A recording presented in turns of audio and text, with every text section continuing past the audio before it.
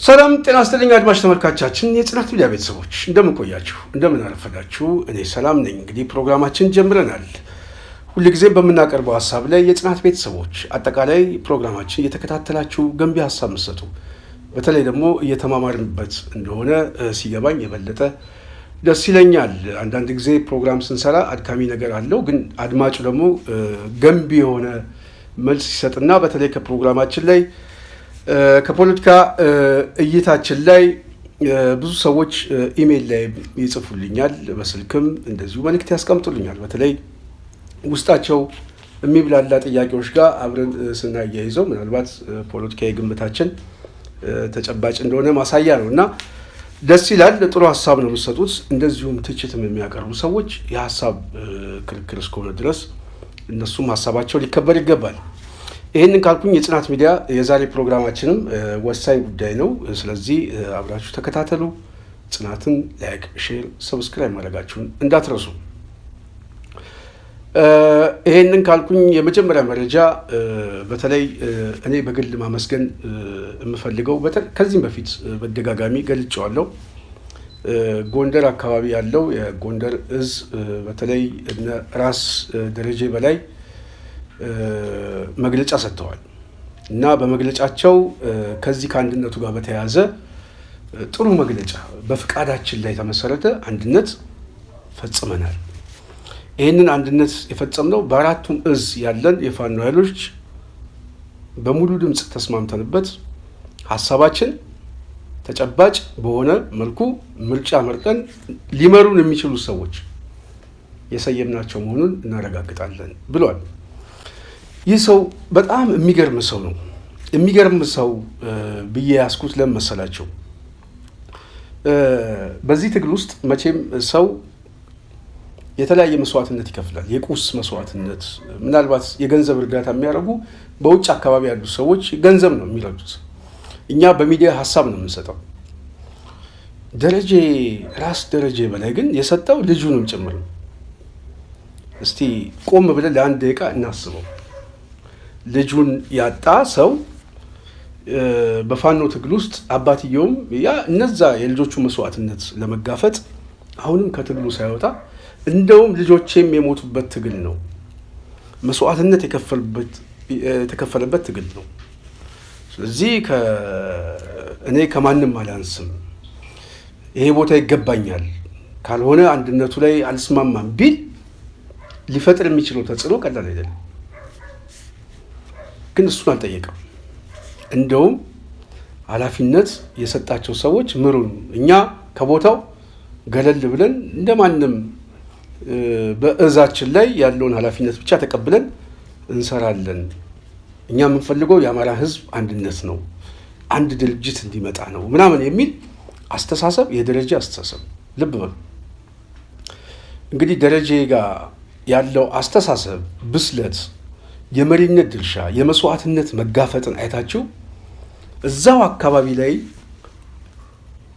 ያሉ ሰዎች ግን ያው የባዕዴን ቅጥረኛ ሆነው ምናልባትም ትንሽም እንደው ፊደል ቀመስ ናቸው የሚባሉ ሰዎች ደግሞ አያሌው ማን ነው የሚባለው ምናምን የሚጽፈውን ስትመለከቱ ያሳፍራል በጣም ነው የሚያሳፍረው እና ደረጀ የሞራል ከፍታውን የጠበቀ ምናልባትም እኔ ነገ ጠዋት ይሄ ትግል ያልቃል ብቻ ያልቃል የማይቀር ጉዳይ ነው ሲያልቅ እንደነዚህ አይነት ሰዎች የትግሉ መንፈሳዊ መሪዎች ናቸው አያቶላዎች ናቸው ለልጅህ እኔ ደረጀ የምናገረው ለልጅህ የሰማዕትነት አሻራ ምናልባት መታሰቢያቸው የሚቆመው ጎንደር አይምሰልህ መሀል አዲስ አበባ ላይ ቆመው እንደምታየው እኔ ተስፋ አደርጋለሁ ብዬ አስባለሁ እና እንደዚህ አይነት የሞራል ከፍታ በዚህ ትግል ውስጥ መንፈሳዊ መሪ ማለት ይሄ ነው በጣም የሚደነቅ ሰው ሊከበር የሚገባው ሰው ከዚህ በፊትም አንዳንድ ሐሳቦችን ልገልጽ ፈልጌ ነበረ የፕሮግራም መጣበብ ስለደረሰብኝ ነው ሐሳቡን ያልገለጽኩት እንጂ የሚደነቅ ሰው ሆኖ አግኝቼዋለሁ እሱ ብቻ ሳይሆን እነ አርበኛ መሳፍንትም በተመሳሳይ ሁለት ልጆቹ መስዋዕትነት የከፈለ ሰው እና በጣም የሚደነቁ ናቸው በዚህ ትግል ውስጥ ደግሞ ያበረከቱት አስተዋጽኦ ዛሬ አይደለም። የፋኖ ትግል ዛሬ 3 ዓመት አይደለም የጀመረው። አንዳንድ ሰዎች የ3 ዓመት ታሪክ አድርገው ያዩታል። እኔ ግን አላየውም። እነሱ መብታቸው ነው። እኔ የማየው የ30 ዓመት ታሪክ ነው። የፋኖ እንቅስቃሴ እነ ደረጀ ጫካ የወጡበት፣ እነ ጎቤ ጫካ የወጡበት፣ እነ መሳፍንት ጫካ የወጡበት ታሪክ የመሳፍንት ታሪክ የፋኖ ታሪክ ነው። የሚያያዝ ነው። 27 ዓመቱን ቆርጠን ከ3 ዓመት ጀመረ አንልም። ከ3 ዓመት ወደዚህ የጀመረው የተደራጀ ውጊያ ነው። የተደራጀ ትግል ነው። በየአካባቢው የጎበዝ አለቃ መፍጠር ነው እንጂ ሀሳቡ ቀድሞ የተፈጠረ ሀሳብ ነው እና በዚህ ትግል ውስጥ ሁሉ መስዋዕትነት የከፈሉ ሰዎች ናቸው። ክብር ይገባቸዋል ብዬ አስባለሁ። በተለይ ለአንድነቱ የሰጡት ትልቅ ኃላፊነት የሚደነቅ ነው። በጣም የሚደነቅ ነው፣ የሚደገፍም ነው። የደረጃ ሀሳብ መሳሪያ ምናምን ስላለበት የጽናት ሚዲያ ይህንን ማስተናገድ ስለማትችል ድምፁን ብቻ ላሰማቸው። ተከታተሉት። ሰላም ጤና ይስጥልን። እንደምን አላችሁ? የተከበረው የአማራ ህዝባችን፣ የተከበረው የኢትዮጵያ ህዝባችን፣ የተከበረው የአማራ ፋኖችን እንደምን አላችሁ? ሁሉም የእምነት ተከታይ የክርስትና እምነት ተከታይ ወገኖቻችን፣ ሌሎችም ወገኖቻችን ለዚህ ለገና ጥምቀት በዓል እንኳን በሰላም አደረሳችሁ፣ እንኳን በሰላም አደረሰን። ሁለተኛው እንኳን የአማራ ህዝብ በውስጥም በውጭም ያለ አታጋይ ሞላ የኢትዮጵያ ህዝባችን የአማራ ፋኖ አንድ ባለመሆኑ ሁሉም ሲጓጓ፣ ሁሉም ለአንድነት ሲጓጓ የነበረው አንድነት በመዘግየቱ ብዙ ችግር ገጥሞና ነበር። አሁን ግን በሁሉም ጉጉት አንድነቱ መጥቷል። እንኳን ደስ አላችሁ፣ እንኳን ደስ አለን። እኛ የአማራ ፋኖ ብሔራዊ ንቅናቄ ድርጅት ስንሰይም ድርጅታችን መነሻችን አማራ መድረሻችን ኢትዮጵያ ብለን ያቆምነው ድርጅት መሪ አስቀምጠንለታል። መሪዎቻችን በልካቸው በልኩ በየጠቅላይ ግዛቱ በአራቱ ግዛቶች ገምግመን መርጠን ወስደን የድርጅት አመራር እንዲሆኑ አድርገን መርጠናል። በሁላችንም የተግባባ ድምጽ መርጠናቸው እንዲመሩን አስቀምጠናል። ብሔራዊ ንቅናቄ የድርጅት አመራር ብለን የመረጥናቸው አስበንባቸው ገምግመናቸው ይሆናሉ ብለን እስከመረጥነ ያለምንም ሽኩቻ ያለምንም ሴራ የመረጥናቸው መሆናችን ለማሳወቅ እፈልጋለሁ። ይሄ ሁላችንም የአማራ ብሔራዊ ንቅናቄ ድርጅት ሁላችንም አይደለም ይዘው ግማሻችን ጠቅላይ ግዛታችን ላይ ደግሞ መሪዎች ነን። መሪዎች አይደለንም ሳይሆን መሪዎች ነን። ሰራዊት ምንመራ ፖለቲካዊና ወታደራዊ ምንመራ መሪዎች በልካችንም ደግሞ ተቀምጠናል። ተግባብተን እንጂ ሳንግባባ እንዳልሆነ በውስጥም በውጭም ያለ ህዝባችን ሊያረጋግጥልን እንፈልጋለን። ስለዚህ ይሄ ስልጣናችን የሁላችንም ወታደሩ ሰራዊቱ ተዋጊውም ስልጣን አለው፣ ኃላፊነት አለው። ሲታገል በልኩ ኃላፊነት አለው። ሁሉም ኃላፊ ነው። እንደ ድርጅት የድርጅት መሪ አለ፣ እንደ ግዛት በጠቅላይ ግዛቱ የወታደሩም የፖለቲካው መሪ አለውና ሁሉም በልኩ ኃላፊነት አለው። ቅር የተሰኛችሁ ሰዎች ቅር እንዳይላችሁ ማሳሰብ ፈልጋለሁ። ተግባብተን ያደረግነው እንጂ ሳንግባባ የሆነ ነገር አይደለም። ሴራ ተንኮል የለውም። ሴራ ተንኮልን ገምግመን አልፈናል። የጎዳነውን ሆነ አግኝተናል። አንድ በነበርነ ሰዓት በጀመርነው ሰዓት ጠላትን አሸንፈን ህዝባችን አስደስተን ነበር።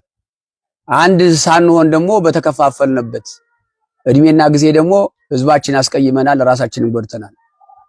ገምግመን አሁን ወደ አንድ ድርጅት ስንመጣ ደግሞ እናሸንፋለን። ስለዚህ ማንኛውም ቅርታ ሊገባው አይገባም። ውስጥ ላይ መሬት ላይ አንድ እንደሆን ነው ታጋዮቹ አንድ ስንሆን ህዝባችንም አንዱ ነው ያታገለናል። ታች መሬት ላይ ያለው ህዝባችን፣ ውጭ ያላችሁ ወገኖቻችን ደግሞ ትግሉን በበላይነት ምትደግፉን በሐሳብም በተለያየም ነገር ምትደግፉን ውጭ ላይ ያላችሁ የአማራ ብሔራዊ ንቅናቄ ደጋፊዎች፣ የድርጅታችን የትግላችን ደጋፊዎች አንድ እንድትሆኑልን እንፈልጋለን። አንድ ሆናችሁ እንድታታግሉልን። በእኛ የተነሳ ተለያይታችሁ ነበር። በእኛ የተነሳ እንደኛ ከሁለት ከሶስት ከአራት ሆናችሁ ነበር። አሁን ግን መልእክታችን አንድ እንድትሆኑ ነው። በአንድ ምክር በአንድ ሐሳብ እንድትደግፉን እንፈልጋለን። ድጋፋችሁ እንዳይለይ እንፈልጋለን። ውጭ ላይ ያላችሁ እንደኛ እንድትታረቁልን እንፈልጋለን። ውጭ ላይ ያለው ወገናችን በጣም ይቅርታ እንጠይቃለን። ውስጥ ላይ መሬት ላይ ላለው አታጋያችን ህዝባችን ከፍቶታል፣ አስከፍተናል፣ አንገላትተነዋል። ይቅርታ እንጠይቃለን። ይቅርታ እየጠየቅን ትግላችን ግንባር ይመራል፣ እናሸንፋለን። ሌላው መልእክት ማስተላለፍ የምፈልገው በዚያው ልክ እኛ በተከፋፈልንለት ቦይ እየገባ መንግስት የመደበው አገዛዙ የመደበው ከኛም አጥብቀን ስንይዘው ፈንገጥ እያለ የሚወጣው በየመንገዱ እየቆመ ህዝባችን አስቀይሞ ቆይቷል። የተለያዩት አታድርግ የተባለውን እያደረገ ህዝባችን ሲያስቀይም ቆይቷል። አንድነታችን ይህን ሁላ ቦታ ይሰጠዋል ማለት ነው። የኛ አንድነት ያንድ ዓላማ ያንድ ተቋም መሪዎችና ተመሪ ሲኖር በስራችን የሚልከሰከሱ የኛ ያልሆነና የኛ የሆነን የትግሉ አጋር የሆነና ያልሆነን ለይተን ልናውቅ እንችላለንና ለማንኛውም ህዝባችን ያስቀየመውን ሁሉ የመጀመሪያ ስራችን ይሆናል። ሰራዊታችን ዳር ወደ ተመኘው ወደ ፈለገው ወደሚደርስበት ቦታ እንዲደርስ በድል እንሻገራለን ማለት ነው። እናመሰግናለን። ይሄን ይመስላል የጽናት ሚዲያ ቤተሰብ። ስለዚህ ራስ አርበኛ ደረጀ በዙሪያው ያሉት ሰዎች በተለይ እነ ሰለሞን አጠናው እዛ አካባቢ ያሉት ኮሎኔል ማናቸው ሁሉም በጣም የሚደነቅ ትልቅ ኃላፊነት ስለተወጣችሁ ደስ ብሎናል። ይሄንን አንድነት እንደ አይን ብሌን እንጠብቀዋለን። ይሄ አንድነት እኛ በህይወት እስካለን ድረስ ሊጨናገፍ የሚችል ምናልባት ብልጽግና በፕሮፓጋንዳ በልጦ ይሄን አንድነት አያጨናግፈውም። ያለ የሌለ ኃይላችን እንጠቀማለን፣ እነሱ እንደሚጠቀሙት ሁሉ ማለት ነው። ስለዚህ ከአንድነቱ ጋር ሁላችንም አብረን መቆም አለብን ብዬ አስባለሁ። ልዩነት ሊኖር ይችላል፣ የሀሳብ ልዩነት ወይም ደግሞ የስልጣን የተለያዩ ጉዳዮች ላይ ምድብ ሰዎች ሀሳብ ሊጠይቁ ይችላሉ። እነዚህ ጥያቄዎች ግን ቴክኒካል ጥያቄዎች ናቸው። ከህልውና ጥያቄያችን አይበልጡም። ህልውናችን ስናስቀድም የስልጣን ጉዳይ ተራ ጉዳይ ነው። ደረጃን ስናስብ ሁሉ ነገር በሱ ልክ መታሰብ አለበት ብዬ አስባለሁ። እኔ ምናልባት የህልውና ትግሉን ፐርፌክት ደረጃ አሟልቶታል። ስለዚህ ይመሰገናል ብዬ አስባለሁ። የጽናት ሚዲያ ቤተሰብ ወደ ሁለተኛ ፕሮግራማችን ልግባ።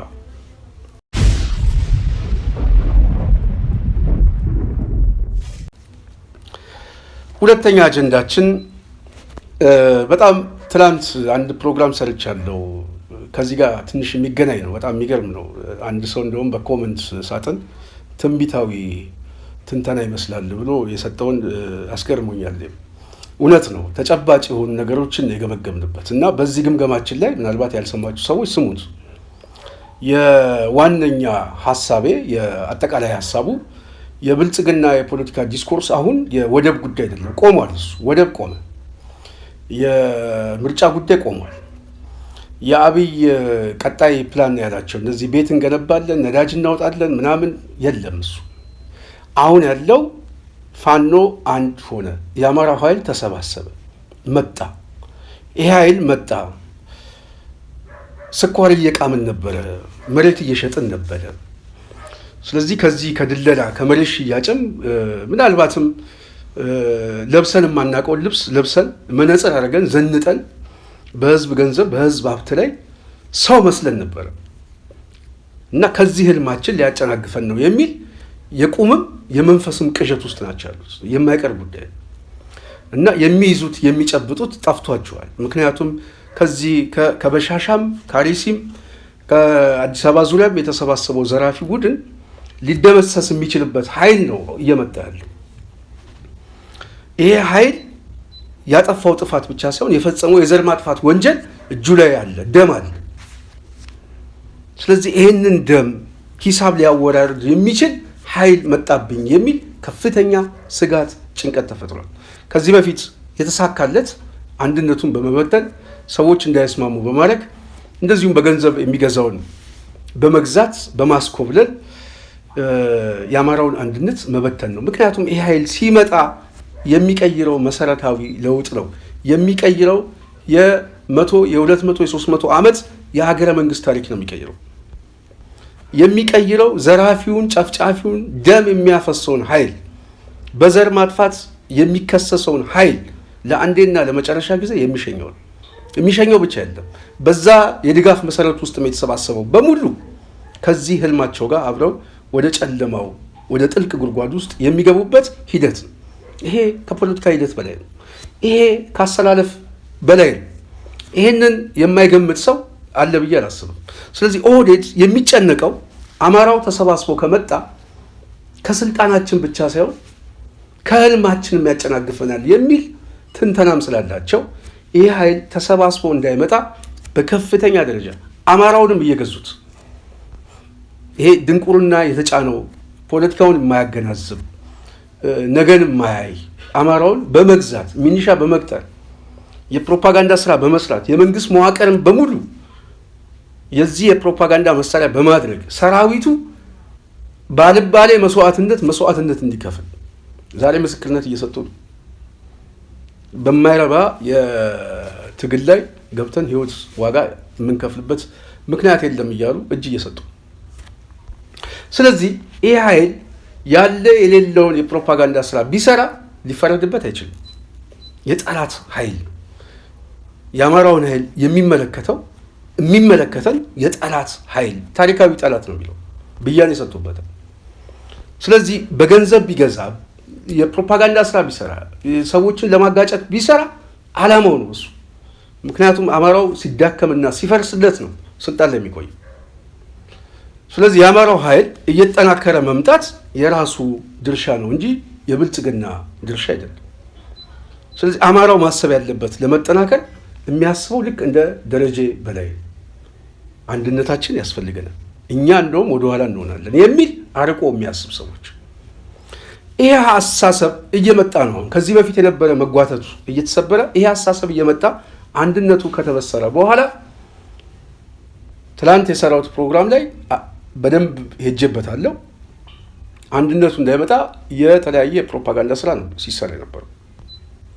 አሁን ደግሞ አንድነቱ ሲበሰር አንድነቱን ለማፍረስ ነው፣ የአንድነቱ ማፍረስ ነው። ከዚህ በፊት አንድነት እንዳይመጣ ነው፣ አሁን ደግሞ አንድነቱን ለማፍረስ። ስለዚህ አንድነቱን ለማፍረስ የሚጠቀመው ግጭቶችን መፍጠር ነው። 2-3 ነገሮችን አስቀምጠዋል። አንደኛው በተለይ ጎንደር አካባቢ ያሉ ሰዎች አልተወከሉም። ጎንደር ተንሳፈፈ። እነንተና ምክትል ሆኑ፣ እነንተና ሰብሳቢ ሆኑ። ሰብሳቢ የሚሆነው አንድ ሰው ነው። በነገራችን 19 ሰው ተመርጧል። ከ19 ሰው ውስጥ ሰብሳቢ ከተባለ አንድ ሰው ነው የሚሆነው፣ ሌላው ምክትል ነው። እከሌ ምክትል ከሆነ እከሌ ሰብሳቢ ይሆናል። ግን ምንድነው ቅስቀሳው? የስልጣን መገፋት መንሳፈፍ እንደሆነ በስፋት የሚቀሰቅስ የኦህዴድ መንጋ ነው። ለጎንደር አስቦ የሚጨነቀው ኦህዴድ ነው። ከኦህዴድ ጋር አብሮ የሚያለቅ ሰው ደግሞ የብአዴን የእንግዲህ ልጆች ናቸው። ትክክል ነው ብሎ ይሄንን ፕሮፓጋንዳ የሚያለቅ ሰው ይታወቃል። የብአዴን ሞቲቭ ስልጣን ነው። የኦህዴድ ሞቲቭ ግን አማራን ማጥፋት ነው። የሁለቱ የጥቅም ፍላጎትም ይለያያል። ይሄኛው አማራን ገዝቶ በስልጣን ላይ የተራዘመ በዝባዥ ሆኖ መቀጠል ነው ብአዴን የሚፈልገው። ገዢ መደብ ነው መሆን የሚፈልገው። የጎጥ የቀበሌውን የምናምን እየሰራ ይሄ 5ኛ ረድፍ ጎሳ መቀጠል ነው የሚፈልገው። በምን ትከሻ? በአማራው በምስኪን የድሃውና የተገፋው የህሉና አደጋ ባለበት አማራ ትከሻ ላይ ስልጣን መፈለግ ነው። የኦህዴድ ስልጣን ፍለጋ ግን አማራውን ማጥፋት ነው። የሚጠፋ የመጀመሪያ አማራ አለ። እሱም የነቃው በተለይ ደግሞ ፖለቲካውን ያወቀው ስልጣን ይገባናል የሚል የህሉና አደጋ አለብኝ የሚል ሊቃንን ማጥፋት ነው። ሁለተኛ የሚጠፋው ግን ራሱ ምስለኔው ማጥፋት ነው። ስለዚህ ኦህዴድ የሚታገለው አማራን ለመደምሰስ ለማጥፋት ነው። ይሄንን እንደው ዝም ብለን ዘግተን እንደ ቀኖና ማመን ይገባናል ብዬ አስባለሁ። ዓላማቸው ይህ ስለሆነ፣ ስለዚህ በአማራው መጥፋት ላይ የተመሰረተ የበላይነት አለን ብለው ስለሚያምኑ ምንጊዜ አማራው ተሰባስቦ ድርጅት እንዳያመጣ ይፈለጋል። የፕሮፓጋንዳ ስራ፣ የማስኮብለል ስራ፣ የተለያየ የውጊያ አካል ሆኖ የመጣው ከድርጅቱ ጋር በተያያዘ ከዚህ እንድምታ የመጣ ነው። ስለዚህ አሁን ይሄ ሁኔታ ባለበት አዳዲስ ነገሮች እየመጡ ነው። ምንድን ነው የሚመጡት? ከሰሞኑ አንድነት በኋላ አንዱ ተገፍተናል የሚል አልቃሽ የሆነ ብሔርተኛ የሚመስል ሽፋኑ ግን የብአዴን ሽፋን የኦህዴድ ልሳን። ሁለተኛው ደግሞ በአንድነት ውስጥ ክፍፍል መፍጠር። ክፍፍል የሚፈጥረው ኃይል ስልታዊ የሆነ ማጥቂያ ነው። እንደውም አንዳንድ ሰዎች የአማራ ደጋፊ ነን የሚሉ ሁሉ ደብዳቤ ምናምን ጽፈው፣ እኔ ስሟን ሁሉ መጥራት አልፈልግም፣ ደብዳቤ ጽፋ አማራ ፋኖ ብሔራዊ ንቅናቄ ውስጥ ሰዎች መታየት አለባቸው መቀነስ አለባቸው ብለው የሚመጡ ግን የአማራ ትግል ደጋፊ ነን የሚሉ ማለት እንጨምር አይደለም መቀነስ አለበት መታየት አለበት ምናምን የሚል ይሄ ገፊ አስተሳሰብ በራሱ የመጣው ከዚህ ከብአዴን ቅጥረኛ አስተሳሰብ። እንደውም እዛ አካባቢ ያሉ ሰዎች እኔ ጽፈው ሁሉ የሚያዘጋጁ ይመስለኛል። አላማው ምንድን ነው? በፋኖ እንቅስቃሴ ውስጥ አሁንም ክፍሎችን መፍጠር። ኦህዴድ ደግሞ ስልታዊ የሆኑ ስራዎች ነው የሚሰራው። ምንድን ነው የሚያደርገው? በሚዲያ አርሚ በኩል የተለያዩ ዘመቻዎችን መፍጠር። እነንተና ተገፉ፣ እነንተና ሊወጡ ነው ምናምን።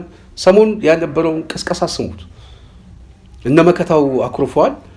ሰራዊቱ እየተነጫነጨ ነው፣ ሊወጣ ነው። በቃ ይሄ ነው ወሬ፣ ሊወጡ ነው። ምክንያቱም አንድነቱን የሆነ ኃይል ሲወጣ ያፈርሷል። ከዚህ በፊት አንድነቱ እንዳይመጣ ነበረ ትግሉ።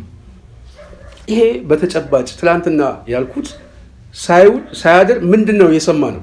እስክንድር ከኃላፊነቱ ለቀቀ የሚል ዜና ተሰራጭ። የዜናው እንድምታ በሶሻል ሚዲያ ላይ እና በተለያዩ ዋትሳፕ ግሩፕ ላይ ተለቀቀ።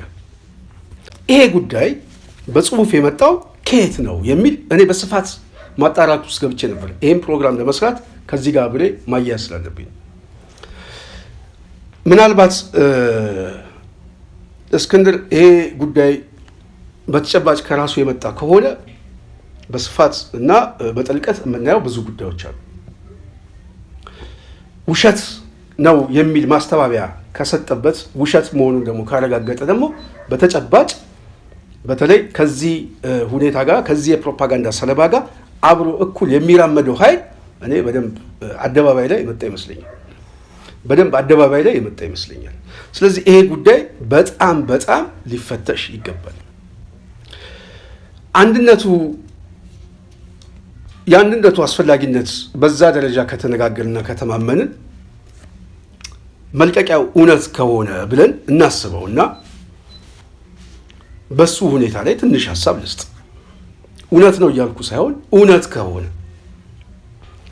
በቅርቡ አቶ እስክንድር ሚዲያ ላይ ወጥቶ አንድ ነገር ሲናገር ሰምቻለሁ። በተለይ ከኮሎኔሉ እጅ መስጠት ጋር በተያያዘ ይሄ ጉዳይ የመጣው አንድነቱ እያለቀ ስለሆነ ነው። እንደውም አንድነቱ በጥሩ ሁኔታ ቃል በቃል እንደዛ ነው ያለው፣ በጥሩ ሁኔታ እየተጓዘ ነው፣ መጨረሻውንም በቅርቡ እናሰማለን፣ ህዝቡ ይሰማል፣ ይሄ ጉዳይ ሊያስቆመን አይችልም የሚል እንድምታ ያለው ንግግር ተናግሯል።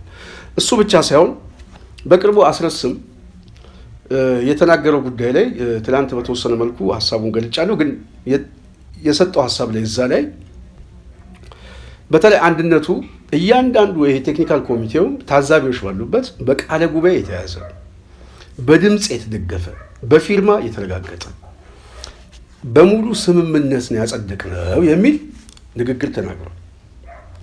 ይህንን ሀሳብ ደግሞ ደረጀ በላይ እንግዲህ ማረጋገጫ ሰጥቷል። እኛ ወደንና ፈቅደን ነው የሰየምነው ብሏል። ስለዚህ በአንድነቱ ጉዳይ ላይ እስክንድር ይህንን ጉዳይ ወደ ሚዲያ ያመጣው እሱ ከሆነ ለምን አመጣው፣ እንድምታው ምንድን ነው ምናምን ተብሎ መተንተን የግድ አለበት፣ ግዴታ ነው። ምክንያቱም ያው ፖለቲካ የሀሳብ ቁርኝት ነው፣ የጓደኝነት ቁርኝት አይደለም። እኔ የሚገባኝ እንደዛ ነው። የቤተሰብ ቁርኝት አይደለም፣ የዝምድና ቁርኝት አይደለም። ስለዚህ ፖለቲካ የሀሳብ ቁርኝት ነው። ሀሳቡ የሚያስማማቸው ሀሳቡ ትክክል ነው ብሎ የሚያምኑ ሰዎች የሚሰባሰቡበት የዓላማ አንድነት ነው። ከዚህ ስብስብ የሚመጣ ትግል ነው። ትግልም የሚያስፈልገው መስዋዕትነቱም ይሄ ነው።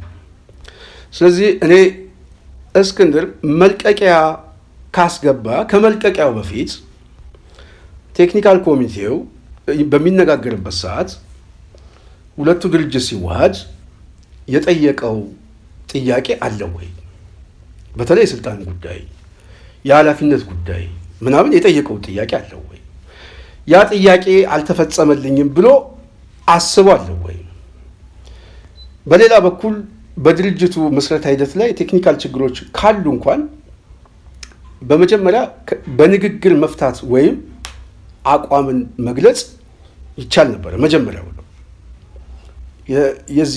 በተለይ ሁለት ድርጅት ሲዋሃድ ከውህደት አኳያ እንግዲህ 3 የድርጅታዊ ስራዎች አሉ። በተለይ ከዚህ ከጥምረት ጋር በተያያዘ የአማራ ፋኖ ብሔራዊ ንቅናቄ ያደረገው ውህደት ነው። ውህደት ትልቁ ነው።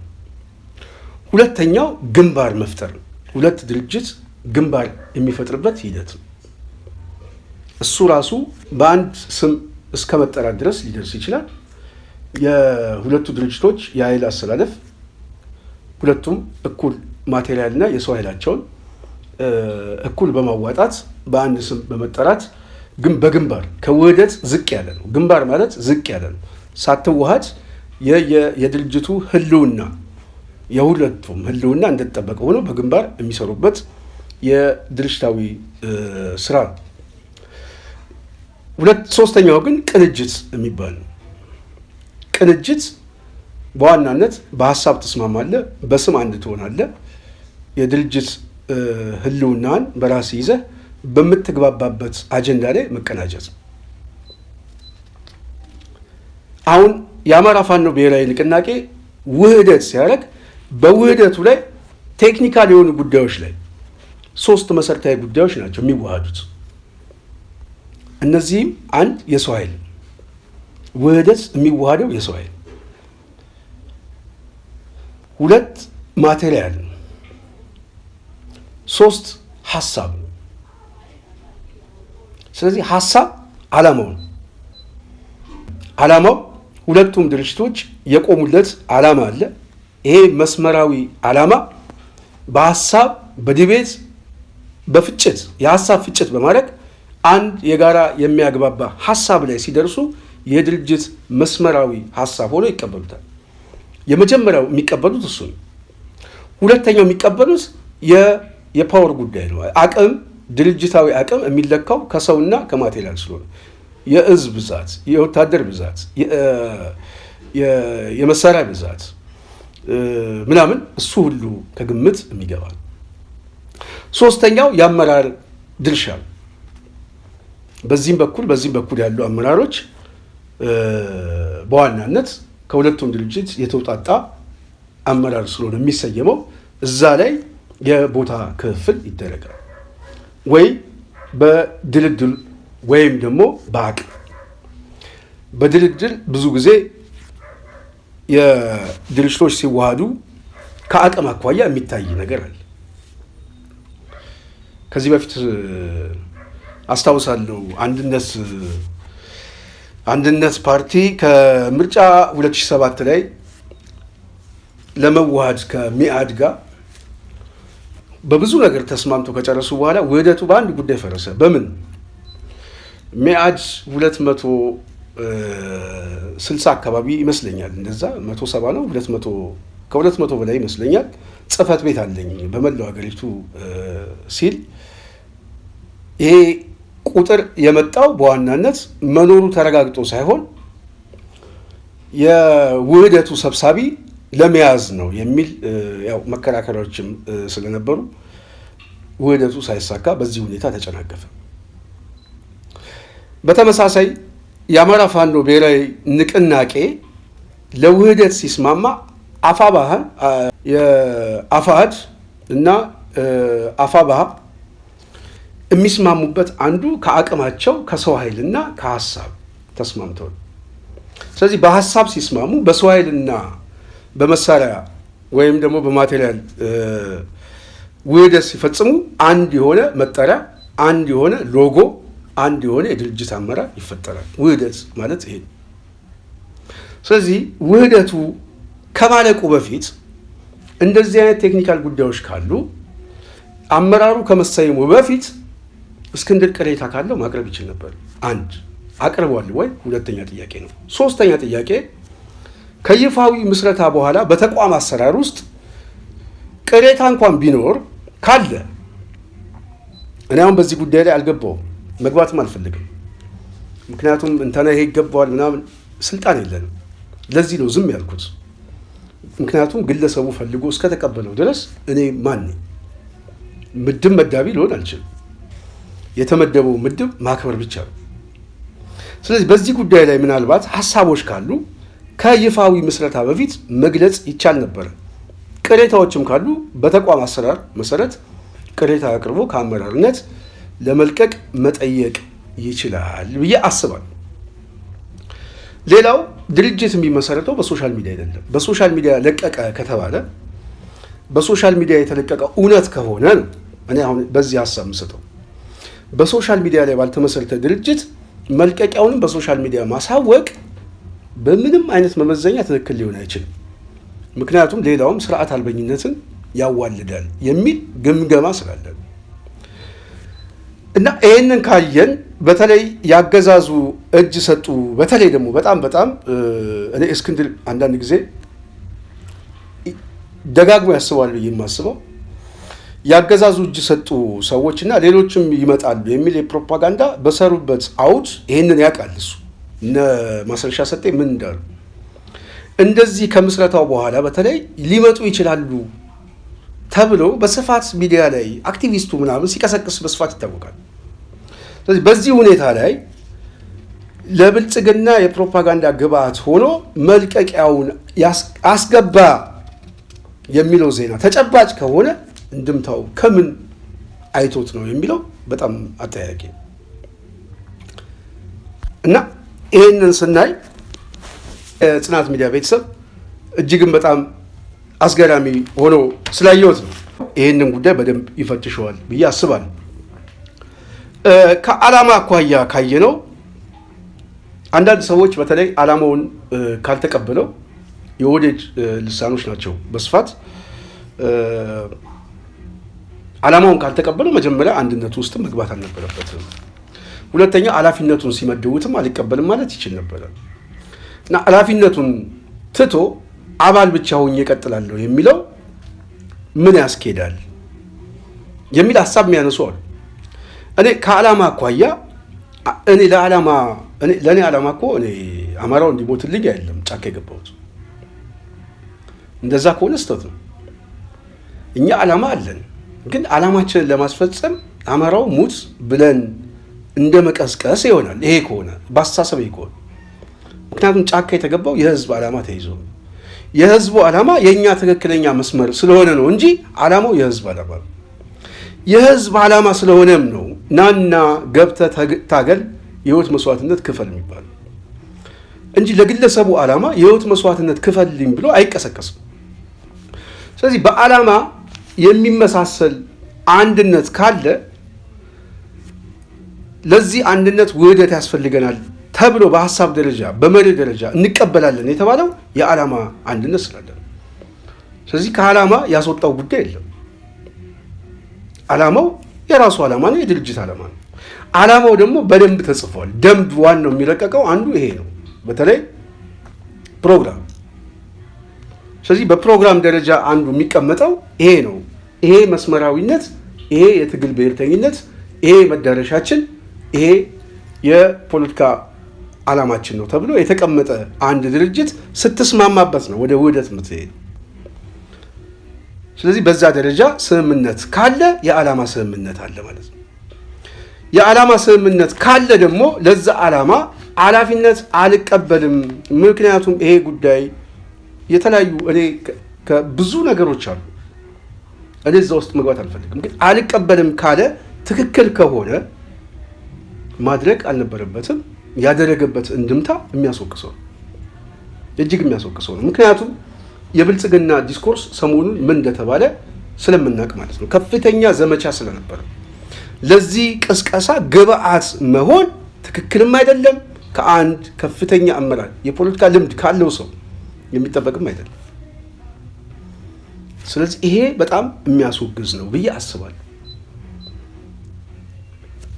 እኔ ግን እጠራጠራለሁ ነው።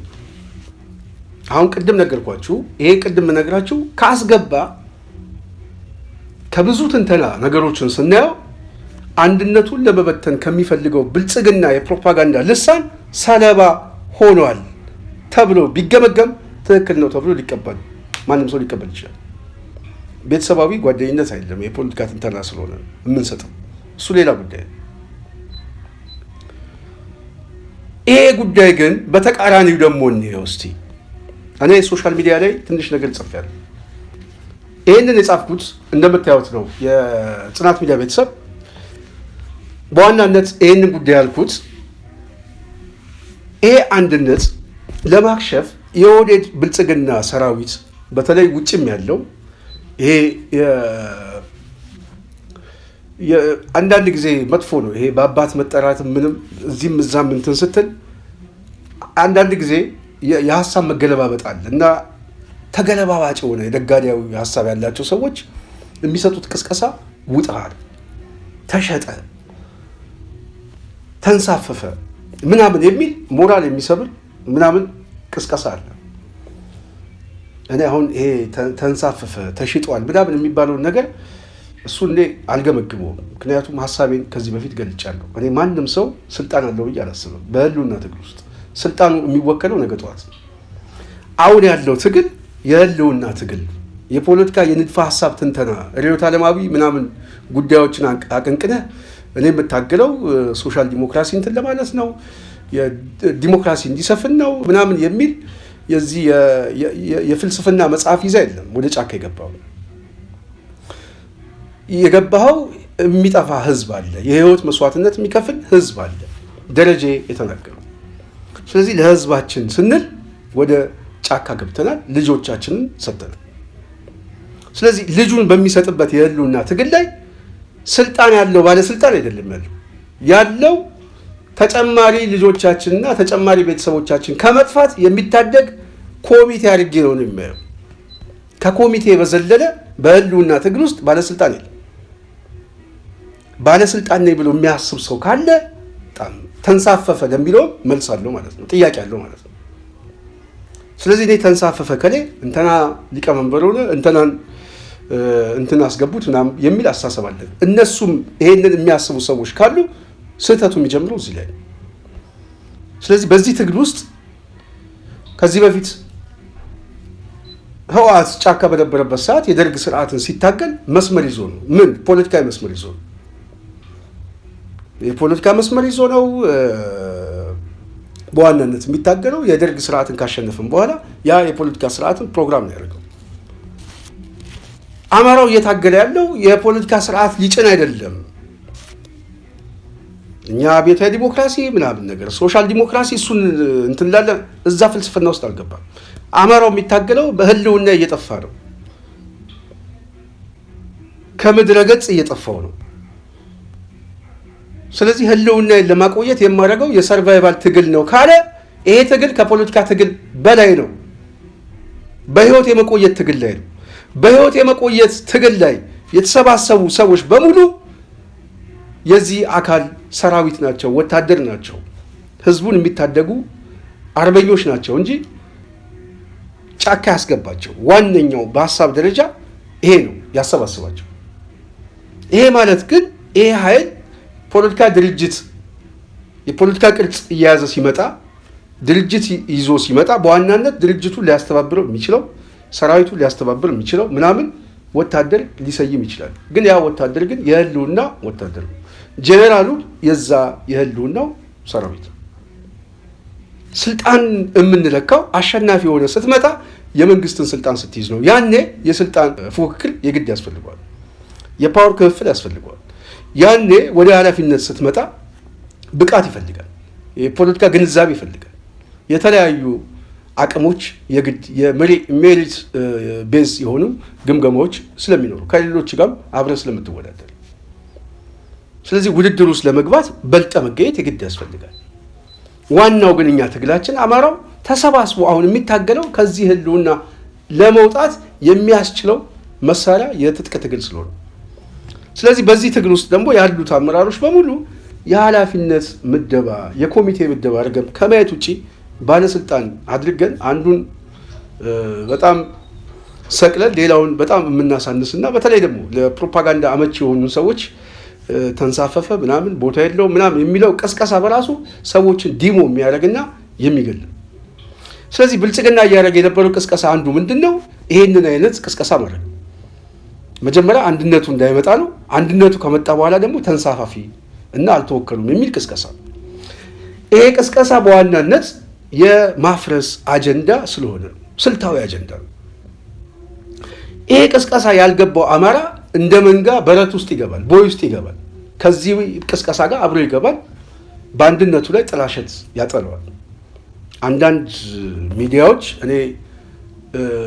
እኔ ሰውየው አደባባይ ላይ ወጥቶ በዚህ ጉዳይ ላይ ምስክርነት ከሰጠ በኋላ ነውራቸውን ይዘንላችሁ ስንመጣ በጣም ከነዚህ ጋር ነው ወይ አብረን አማራ ሆነን የምንታገለው የሚያስብል ነው። እኔ በጣም በቃ ተስፋ የሚያስቆርጥ አንድ ቀን እንኳን መታገስ ያቃታቸው ድምፁን መስማትና ማረጋገጥ ያልቻሉ ድምፁን ሰምተህ ማስረጃ ይዘህ መሞገት አንድ ጉዳይ ነው። በዚህ ቅስቀሳ ውስጥ ግን የቅስቀሳው ባለቤቶች እነማን ናቸው ሲባል ይህንን ጽሁፍ ያመጡት የኦህዴድ ልሳኖች ናቸው። ስልታዊ የኦህዴድ በተለይ ለውጥ ፈላጊ ይመስላሉ። ዋነኛው እንቅስቃሴ ግን ጸረ አማራ የሆነ አመለካከት ያላቸው ከዚህም በፊት የሚታወቁ ዋነኛው ስልታዊ የሆነ የኦህዴድ ተከላካዮች ናቸው፣ መጋጫዎች ናቸው። እነዚህ ኃይሎች ናቸው መጀመሪያ ቀድመው ሲቀሰቅሱ የነበሩት። ምን ብለው? እስክንድር ቢለቅ ይሻሏል፣ በቃው፣ ፖለቲካው እኮ በቅቷል፣ ከህወሓት ጋር ከሻዕቢያ ጋር ምናምን ትግሉን በማገናኘት እስክንድርን ስብዕናውን በመግደል የመልቀቅ ጉዳይ ሀሳብ እንዲያመጣ ጥያቄ ሲጠይቁ ነው። አንዳንዶቹ የብአዴን ተቀላቢዎች ደግሞ እንደማን ነው ማንጌትነት እንደሚባለው አንዳንድ ዘባተሎች አሉ። እነሱ ቀድመው ነው እዛ አካባቢ ሸዋ አካባቢ በጣም ብዙ ኃይሎች አኩርፈዋል፣ ከአንድነቱ ሊወጡ ነው፣ ገና አንድነቱ ሳምንት ሳይሞላው ሊፈርስ ነው ምናምን ብለው እንደውም እስክንድርን መልቀቅ ሊለቅ ይችላል የሚል ሀሳብ ያመጡት ይሄ ወሬ ከመሰማቱ በፊት ነው። ስሙት ምን እንደሚል ደረጃጀት። በእኔ አይን አቶ እስክንድር ነጋ ምናልባትም አሁን ኦልሬዲ ስለመሰረተ ወደ አንድ ድርጅትም ስለመጣ እንደ ሌሎቹ ቀድሞ ከሚወጣ አሁን ድርጅት ስለተፈጸመ ድርጅት ከተፈጸመ በኋላ ደግሞ ቢያንስ እንደ ሌሎቹ በሱ ምክንያት ነው ይኸው ቀድሞ ወጥቶ እንደዚህ አድርጎ የሚለው ስምም ስለማይመጣበት የስም ማጥፋት ዘመቻውም ስለማይኖር አሁን ይፋ ስለሆነ አደረጃጀቱ በሱ ምትክ ሌላ ሰውን ተክቶ እዛ ሆኖ ተክቶ ቢወጣ የተሻለን የሚሆነው በሱ ቦታ ሌላ ማድረግ ይቻላል። ምንም ቀላል ነው። ሌሎች ሰዎችም አሉ። ሌላውን ሰው መድበው አቶ እስክንድር ነጋን ከዚህ ከኃላፊነት ቢያሰናብቱትና እሱ ቢሰናበት ራሱ የተሻለን የሚሆነው አንደኛ ምንም አይሰራም። እዚህ ቤዚካሊ አብቅቶለታል። የሱ በእኔ አይን ፖለቲካሊ አቶ እስክንድር ነጋ አብቅቶለታል። ስለዚህ የተሻለ የሚሆነው በጣም ዲግኒፋይድ በሆነ መልኩ ተከብሮ ያንን እቺን ስልጣን ለሌላ ሰው ለሌሎች ወጣቶች ለቆ በሌላ ሮል ቢቀጥል። ይሄንን ቅስቀሳ ነው እንግዲህ የሰማችሁትን ቅስቀሳ ኦህዴድ የሚቀሰቅሰው። ይሄንን ቅስቀሳ የሚያደርገው ምንድነው? አንደኛ ሰዎችን ዲሞ ማድረግ ነው። ሁለተኛ ሰራዊቱን ማሳመጽ ነው። ሶስተኛ ደጋፊው ላይ በተለይ የአፍአድ ደጋፊዎችን ተነጣይነት፣ ተገፊነት፣ ተገፍተናል የሚል የፕሮፓጋንዳ ዲስኮርስ መስጠት ነው። እዚህ ሂደት ውስጥ ምንድን ነው የሚሆነው? ውጣ የሚል ገፊ ሀሳብ እንዲመጣ። ይሄ ሀሳብ ከምን የመጣ እንደሆነ ግን ሰውየው ሳይገባው እውነትም በትክክል በመረጃ በማስረጃ የእሱ ሀሳብ ከሆነ በጣም አሳፋሪ ስራ ነው። አንድነቱ ከመጣ በኋላ የፖለቲካ ድርጅት የሚመራ ሰው ያውም ትልቅ ስም አለ የሚባል ሰው ይሄንን የተለያዩ ግምገማዎችን ቅድም ያስቀመጥኩት ግምገማ ለህይወቱም በጣም አስጊ ነው። በነገራችን ላይ ለህይወቴ ራሱ አስጊ በሆነበት ሁኔታ ላይ ምክንያቱም ነገ ጠዋት ምን ሊፈጠርብኝ እንደሆነ አላውቅም። የጠላት ራሱ ሊበላው ይችላል፣ ሊበላኝ ይችላል፣ ሊገልህ ይችላል። ከዛ በኋላ በዚህ ቅራኔ በዚህ ያኮረፉ ሰዎች ገደሉት ብሎ በጣም ለወጥመድ ተመቻችቶ በዛ ሁኔታ ውስጥ እዛ ሂደት ላይ ያውም ጫካ ያለ ሰው ያስባል ብዬ አላስብም። ካሰበ ግን በጣም በጣም በጣም የብዙ ጉዳይ የትንተና ሁኔታ የሚጠይቅ ነው ብዬ አስባለሁ። የብዙ ስለዚህ እዛ ወጥመድ ውስጥ ይገባል ወይ የሚለው ጥያቄ ነገ ጠዋት ምን ሰማው ቢሆንም እንዲገባ ግን ሲቀሰቅሱበት ነበር። በከፍተኛ ደረጃ ሲቀሰቀስ ነበር። አስረስ ምናምን አንሳፍፈው ዲሞ ሆነዋል። አሁን እኮ ምንም ቦታ የለውም በተለይ የሚል የማጣጣል ስራ ነበር ሲሰራበት ነበር። ስለዚህ ይህንን የማጣጣል ስራ እነዚህ የሚዲያ አርሚዎች በዋናነት የሚጠቀሙት ቅድም እንዳልኳቸው ይህን ሰው መግፋት፣ ሰራዊቱን መግፋት፣ ደጋፊውን ተስፋ ማስቆረጥ፣ ከሂደቱ እንዲነጠል ማድረግ ነው። እዚህ ቅስቀሳ ውስጥ አማራው መሆን ያለበት በተለይ ደግሞ ከአንድነቱ አኳያ አንድነቱ እንዳይበላሽ እንደው ፖለቲከኛ በጣም የሚገርም እኮ ነው። እንደው ውሸት ከሆነ ያቃሉ ምናምን እንደው ትንሽ እንኳን ንባብ አላቸው የሚባሉ ሰዎች አንዳንድ ጊዜ የሴራ ትንተና አማራው ምን አይነት ሰለባ እንደሆነ የሚታየው በቃ ይሄ የበለጠ አንድነቱን ከዚህ በፊት አንድ ፕሮግራም ሰርቻለሁ። አንድነቱን የሚያፈርሰው ራሱ አማራ ነው ብዬ ብያለሁ። መንጋው አማራ ዝም ብሎ የሚጎተት የፖለቲካ የሴራ ትንተና የማይሰራ አንድ ቀን እንኳን የማይታገስ አንዳንዱ ጸረ አማራ የሆነ ጥላቻ ያለበት ይሄ ጋለሞታዊ የሆነ አሳሰብ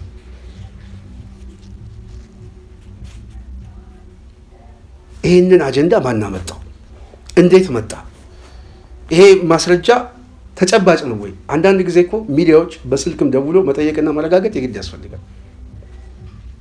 በተለይ ከድርጅቱ እስኪመጣ ድረስ ቢያንስ እንጠብቅ። እውነት ነው እውነት አይደለም? እውነት ከሆነ በማስረጃ መቀጥቀጥ ይቻላል። ውሸት ከሆነ ግን ምንድን ነው የምናጣው? ውሸት ከሆነ ቢያንስ ድርጅቱ ላይ እክል ይፈጠራል። ምን አይነት እክል? እንደዚህ አይነት አስተሳሰብ ካለው ቡድን ጋር እንዴት እቀጥላለሁ፣ እንዴት እታገላለሁ ብሎ አንድ ሰው ቢያስብ ትክክል ነው። እንደዚህ ከሚጠላ ሰው ጋር ነገ ጠዋት እኮ ብትሞትም የህይወት መስዋዕትነት ብትከፍል የውሻ ሞት እንኳን አያር ነው የሚሆነው የሚል አስተሳሰብ ሰዎች እንዲሰርጹ ያደርግባቸዋል። የመንጋ ፍርድ ከመስጠት መጀመሪያ ሴራውን መተንተን፣ አጀንዳው የማን ነው? ከየት መጣ? አንድነቱ ማን ነው የሚፈልገው? አንድነቱን ለማፍረስ ማን ነው የሚሰራው? ጌትነት አልማው በልጦ ከጌትነት አልማው ያነሰ የፖለቲከኛ ሆነ የሚዲያ ሰው ሆነ ወይ ሆነሽ በዚህ ወጥመድ ውስጥ ገብቶ ኦህዴድ በሰጠው አጀንዳና ኦህዴድ ለቀቀ ብሎ በለጠፈው የሶሻል ሚዲያ ወሬ እውነት ነው የሚል ድምዳሜ ይዞ አንድ ቀን መቆየት ያቃተው ግን የአማራ ብሔርተኛ ነኝ የሚል ስብስብ ሊያፍር የሚገባው ይህ መረጃ ውሸት ከሆነ አንድነቱ እንኳን ቢፈርስ አደጋ ውስጥ ቢገባ ይሄ ቡድን ያፈርሰው እንጂ የሰውየው ጥፋት አይደለም የሚል ድምዳሜ ያሰጣል። ሰው በዚህ ደረጃ እኮ አትጠላ። የፈለገ ነገር ይሁን በቃ ዓላማ ከሱ ጋር አይመጣጠን፣ ግን ህይወት ከፍላለሁ ብሎ መሬት ላይ ካለ ሰው ጋር በዚህ ደረጃ ያለፈ ያደረ ጥላቻ፣ ከውስጥ የወጣ ጥላቻ፣ እንደዚህ አይነት ጥላቻ እኔ በምድር ላይም ያለ አይመስለኝም። በዛ ደረጃ መቀስቀስ በጣም በጣም አደገኛ ጉዳይ ነው ብዬ ነው የማስበው። በጣም ስለዚህ አጀንዳው የማን ነው፣ ባለቤቱ ማን ነው የሚለው ለመረጋገጥ የሰውየው መልስ መስጠት ግድ ነው ብዬ አስባለሁ። ተጨባጭ የሆነ ጉዳይ ከሆነ መወቀስ ብቻ ሳይሆን መወገዝም ያለበት አሳሰብ። ምክንያቱም አንድነቱ በመጣ ሳምንት ባልሞላው ጊዜ ይህንን አጀንዳ ማምጣት እንድምታው ብዙ ነው። በጣም ብዙ ነው። 1001 እንድምታዎችን ማምጣት እንችላለን። የሁኔታ ትንተና መስራት ይቻላል። ሐሰት ደግሞ ከሆነ ሐሰት ነው ብሎ ደግሞ መግለጽ የግድ ያስፈልጋል። ምክንያቱም ህዝቡ ሰለባ የመሆን እድሉ በጣም ሰፊ ነው። ግለሰቡ ላይም የፕሮፓጋንዳ ስራ ስለተሰራበት ሰው እውነት ነው ብሎ ቢቀበል እንኳን ቀድሞ በስፋት የተሰራበት ማሳያዎች አሉ። እነዚህ ማሳያዎች ደግሞ አጠገቡ ጋር የነበሩ ስራ አስፈጻሚዎችም እጅ እየሰጡ እየኮበለሉ፣ ኮሎኔሉ እኮ ድምፅ አጥፍቶ ነው መጨረሻ ላይ እጅ የሰጠው።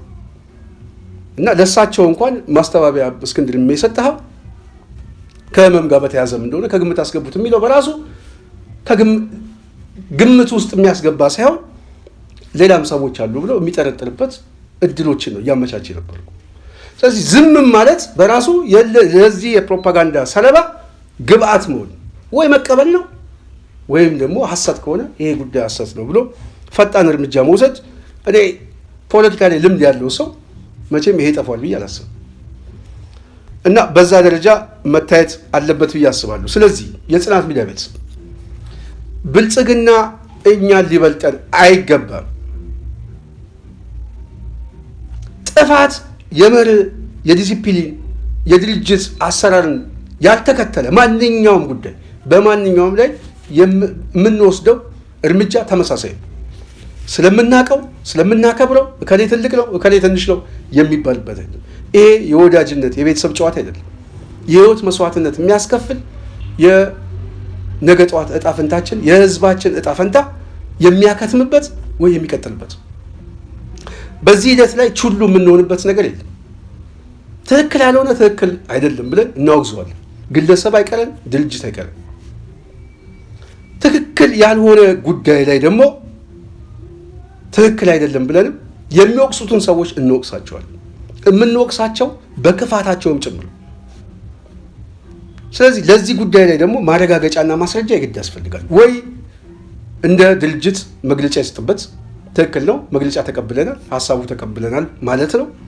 ካልሆነ ግለሰቡ ይሄ ስም የሚያጠፉ የጠላት ኃይሎች ሀሳብ ነው ብሎ ደግሞ ማስተባበያውን መስጠት አለበት። ማስተባበያውን ከሰጠን መወቀስ የሚገባቸው የሚዲያ ልሳኖች ስብስቦች ምናምን በጣም 1000 አሉ። እነሱ ላይ ደግሞ እንመጣበታል። ስለዚህ እኔ ዋና ጥያቄ በዚህ ጉዳይ ላይ በተለይ እስክንድር ማብራሪያ ቢሰጥበት ጥሩ ነው ብዬ አስባለሁ። ቅድም እንደገመትኩት ግን የብልጽግና የፕሮፓጋንዳ የሚዲያ አርሚዎች ግን በስፋት አንድነቱን ለማፍረስ ከፍተኛ የሆነ የቅድመ ዝግጅት የፕሮፓጋንዳ ስራ እየሰሩ ነው። አንዱም ተነጣይነት፣ ተንሳፋፊነት እና መግለጫ መልቀቅ ያስገቡ የሚል የፕሮፓጋንዳ ዲስኮርስ እንደሆነ በተጨባጭ ከመጠራጠር በላይ የምገምተው እሱ ስለሆነ በዚህ ጉዳይ ላይ ሰውየው አደባባይ ላይ መጥቶ አርበኛው መረጃ ቢሰጥ ጥሩ ነው ብዬ አስባለሁ። የጽናት ሚዲያ ቤተሰብ ሁሉ ጊዜ እንወያይበታለን፣ እንነጋገራለን። በምክንያት በመርህ ጽናት ሚዲያ ታምናለች። በድርጅት አሰራር እናምናለን። በሀሳብ የበላይነት እንገዛለን። በዚህ መርህ ሁሉ ጊዜ እንቀጥላለን። ስለነበረን ቆይታ ከልብ አመሰግናለሁ። ጽናትን ተከታተሉ። ላይክ፣ ሼር፣ ሰብስክራይብ ማድረጋችሁ እንዳትረሱ እያልኩ እኔ ከዚህ እሰናበታለሁ። ሙሉ ፕሮግራሙን ያዘጋጀሁት እኔ ስንታየው ቸኮል ነኝ። በሚቀጥለው ሌላ ሀሳብ እስክንገናኝ የዛሬን አበቃው። ሰላም።